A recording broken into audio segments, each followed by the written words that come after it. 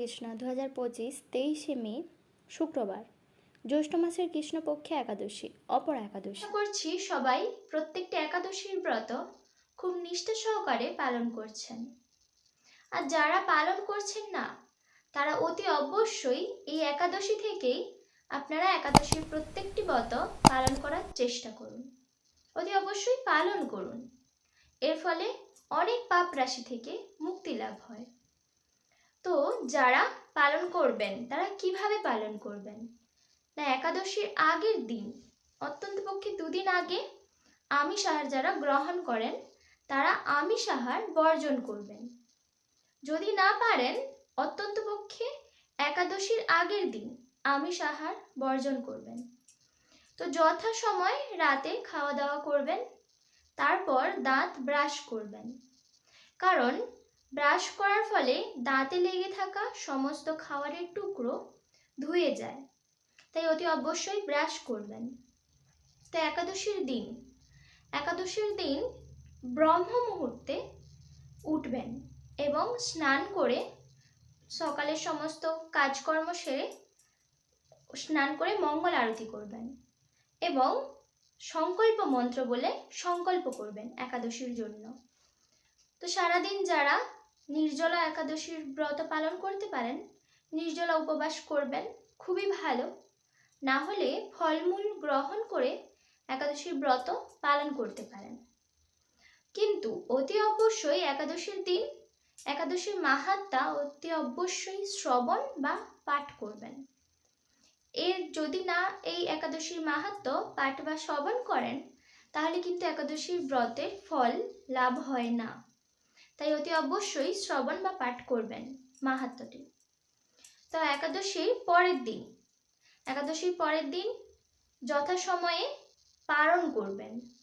পারণ মন্ত্র বলে যথাসময়ে পারণ করবেন মহাপ্রসাদ গ্রহণ করে।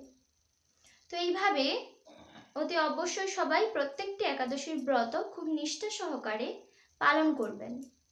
অপরা একাদশীর মাহাত্ম্য। মহারাজ যুধিষ্ঠির শ্রীকৃষ্ণকে বললেন, হে কৃষ্ণ, জ্যৈষ্ঠ মাসের কৃষ্ণপক্ষে একাদশীর নাম কি এবং তার মাহাত্ম্যই বা কী? আমি শুনতে ইচ্ছা করি। আপনি অনুগ্রহ করে তা বর্ণনা করুন। শ্রীকৃষ্ণ বললেন, হে মহারাজ, মানুষের মঙ্গলের জন্য আপনি খুব ভালো প্রশ্ন করেছেন। বহু পুণ্য প্রদানকারী, মহাপাপ বিনাশকারী ও পুত্র দানকারী এই একাদশী অপরা নামে খ্যাত। এই ব্রত পালনকারী ব্যক্তি জগতে প্রসিদ্ধি লাভ করে। ব্রহ্ম হত্যা, গো হত্যা, ভ্রূণ হত্যা, পরনিন্দা, পরস্ত্রী গমন, মিথ্যা ভাষণ প্রভৃতি গুরুতর পাপ এই ব্রত পালনে নষ্ট হয়ে যায়। যারা মিথ্যা সাক্ষ্য দান করে, ওজন বিষয়ে ছলনা করে, স্বাস্থ্যের মিথ্যা ব্যাখ্যা প্রদান করে, জ্যোতিষের মিথ্যা গণনা ও মিথ্যা চিকিৎসায় রত থাকে, তারা সকলেই নরক যাতনা ভোগ করে। এ সমস্ত ব্যক্তিরাও যদি এই ব্রত পালন করে, তবে তারা সমস্ত পাপ থেকে মুক্ত হয়। ক্ষত্রিয় যদি স্বধর্ম ত্যাগ করে যুদ্ধক্ষেত্র থেকে পালিয়ে যায়, তবে সে ঘোরতর নরকগামী হয়, কিন্তু সেও এই ব্রত পালনে মুক্ত হয়ে স্বর্গগতি লাভ করে।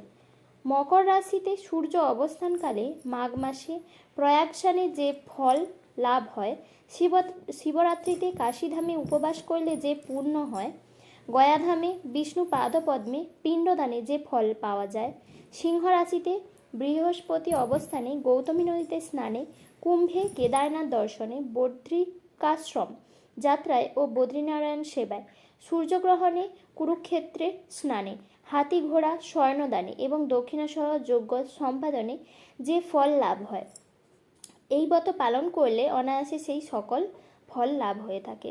এই অপরাব্রত পাপরূপ বৃক্ষের কুঠাস্বরূপ, পাপরূপ কাষ্ঠের দাবাগ্নির মতো, পাপরূপ অন্ধকারের সূর্য সদৃশ্য এবং পাপ হস্তের সিংহ স্বরূপ।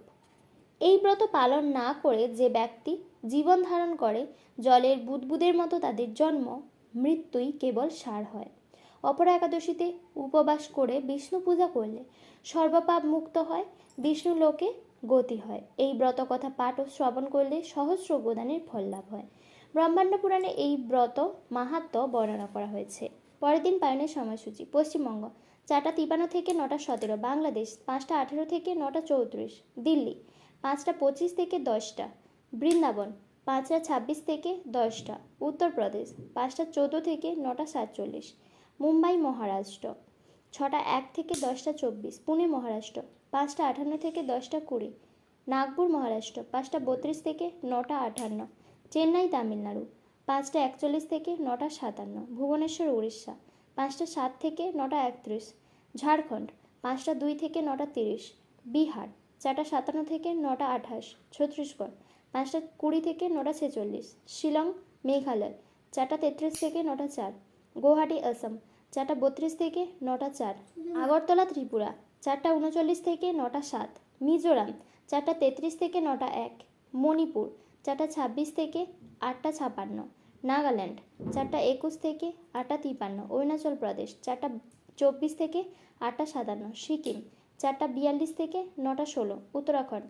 5টা 14 থেকে 9টা 51 হিমাচল প্রদেশ। 5টা 18 থেকে 9টা 58 পাঞ্জাব। 5টা 28 থেকে 10টা 6 হরিয়ানা। 5টা 28 থেকে 10টা 3 রাজস্থান। 5টা 43 থেকে 10টা